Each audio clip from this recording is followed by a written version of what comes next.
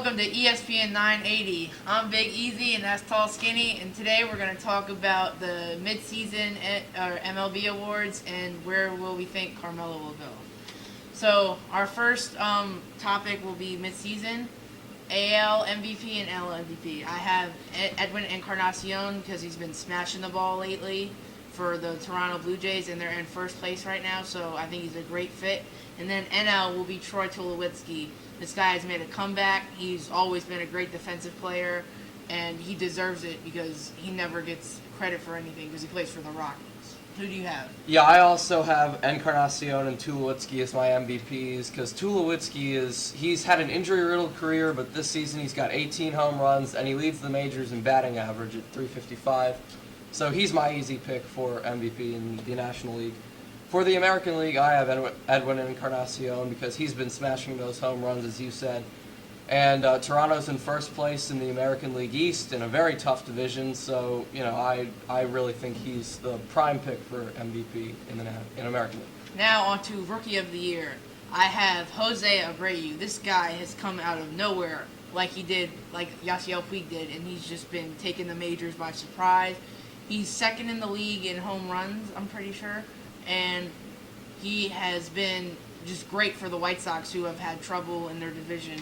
And then for NL, I have Gregory Polanco. This guy has recently come on and has had the greatest start to an MLB season I've ever seen. It's impossible to get a hit in every single game you have played so far. So he's my Rookie of the Year. Yeah, Polanco's hitting streak has been incredible, really, and Pittsburgh is making a comeback this year. They're at 500 right now in a very tough NL Central division, but I feel like they can make a run with this kid who's been phenomenal this year. And like you said, Abreu is my pick for AL Rookie of the Year because he has 22 home runs, 23 I think, after he hit one last night against the Orioles. And he's really led the White Sox offensively this year, even though they are in last place in the AL Central. Still, though, he's been having a great year. He's my easy pick. And that Pirates outfield, you got McCutchen, Harrison, and then Polanco. That's a deadly combination right in there the majors right now. Yep. And then surprise team for the AL, it's going to be the Blue Jays. They have been bad the last few years, finishing 4th or 5th in the division, and now they've taken a surprise by leading the division. And in one of the toughest divisions where you have the Red Sox, the Yankees, the Orioles, who are now a great team. So that's why I'm picking the Blue Jays as my surprise team. And then the NL would be the Marlins because they always finish in last place, always have a top 5 pick. And now they're in second place in the NL East, another tough division. So you have the Braves, the Phillies, the Nats. I mean, how can you be in second place with all those other teams? So those are my surprise teams.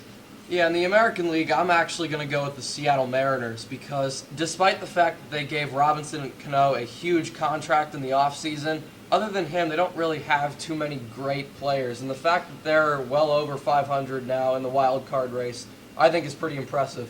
National League, I'd say the Marlins as well. Well, that's going to wrap up our show. For Tall Skinny, I'm Big Easy. Thanks for watching.